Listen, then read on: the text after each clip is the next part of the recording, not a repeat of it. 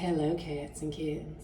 It's Friday, and you ain't got shit to do. Unless you do, in which case, go get that done first. But then meet me back here, where it's Friday.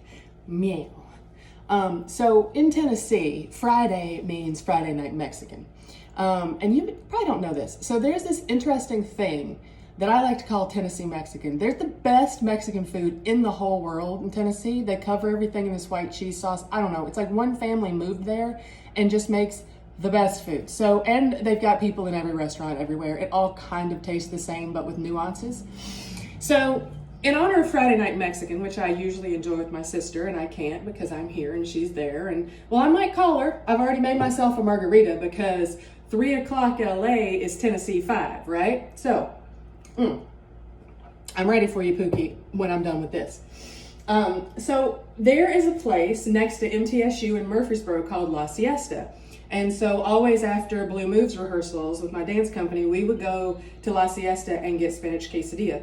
So I have tried for years to make the spinach quesadilla at La Siesta, and I would always saute my own spinach and put, 1,000 spices in it. But today I found how to do it, and sometimes this is one of those times when simpler is just better. So I found this frozen spinach. I just bought it, not for this, but it, happy accidents. It's the Kroger brand, but it is steam in bag, and I don't know if that's why, but for whatever reason, I didn't steam it in the bag. I just kind of thawed it out. But it doesn't have as much water as a lot of frozen spinach where you have to really squeeze it out. If your frozen spinach has a lot of water in it, please squeeze that out first or you'll get a goopy thing that you don't want. So it's just frozen spinach, and I put salt and pepper in there, and got myself a tortilla, put it in there. I like to put the cheese in first. I've grated up a bunch of Monterey Jack. If I had that kind of Chihuahua cheese, I don't know what it's called. It comes in a big old thing, and it basically says it's quesadilla cheese. It's mysterious to me. I love it, and it's hard to find, so I don't have it. I have a block of Monterey Jack that I grated. Put some spinach. I'm using my Pudgies to pick up the spinach. Hope nobody's scandalized. And I've already got the pan hot over here. Made a layer of both. Flip it over because the La Siesta quesadilla is a flipped over situation. And just let that go for a minute. I like to put a lid in there, if I can find one.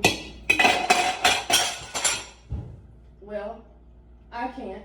Just know that if I had a lid, here's one. I like to put one in there that doesn't close off the pan, so you don't steam your quesadilla. It stays crunchy, but it, it keeps the heat in so the cheese melts. It's all theories. I'm no chef. I've told you this before. Anyway, so while we do that, I have going on my back burner over here some cauliflower. Now, these little skillet sauces, this one is a mole sauce. It's really good. It's Frontera, I guess. I had tried another one, and this one I really like. So I sauteed some cauliflower, and I just put the mole sauce on it while it was in the skillet, and it turned out pretty well. So I'm putting some of that on there. And okay, so when you go to a taco truck in LA, your tacos always come with chopped up raw onion and cilantro, or usually. That's kind of the classic way. So I am marrying Tennessee Mexican to LA Mexican here today. So I'm gonna add the raw onions and cilantro to the top of this cauliflower, and I think that's gonna be good. Now there's just something that happens when you put raw onion with mole sauce. I've learned that in the Mexican restaurants around here, like the Mexican. It is so delicious. So, all right, let's check on our quesadilla that I'm forgetting to turn over.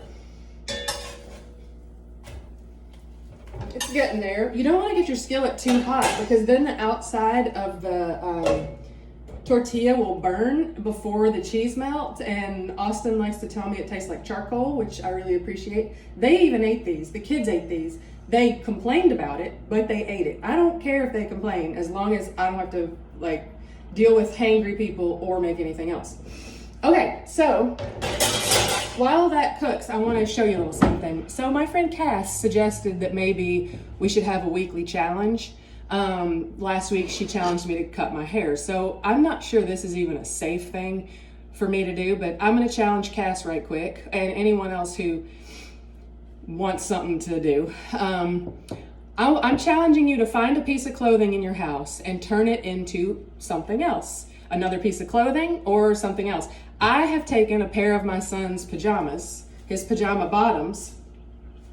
I cut the crotch out and made this beautiful halter top. Now, to accomplish this, you're gonna want some high pants if you, like me, have a weird relationship with your belly button these days. But there was this really wonderful surprise, happy accident that happened with this, which is the bones are on the inside. So now I've got, I see somebody coming around the corner. Hey, Austin. It smells delicious. It smells delicious? Okay, anyway, so these are your old pajama bottoms. Did you know that? Yeah. Okay, anyway, so now his leg bone is connected to my arm bone, and it's really good for dancing because it looks like this. Mom, you cut a hole in it? I cut a hole in it, but it was too small for you anyway. I'm sorry. No, it's fine. Okay, so I'm forgiven. Let's check on our quesadilla here. Austin, you want a spinach quesadilla? No. Okay. So it could probably be browner, but we're gonna leave it like that for now. Oh, let me show you one other thing. So my favorite way to cut a quesadilla is this. I use a pizza roller. That way you can just kind of give it a couple of slices there, and it's good for dipping. Mom, can you do that? I'm busy at the moment. Give me just a second. All right. I'll put that in there. Put some salsa.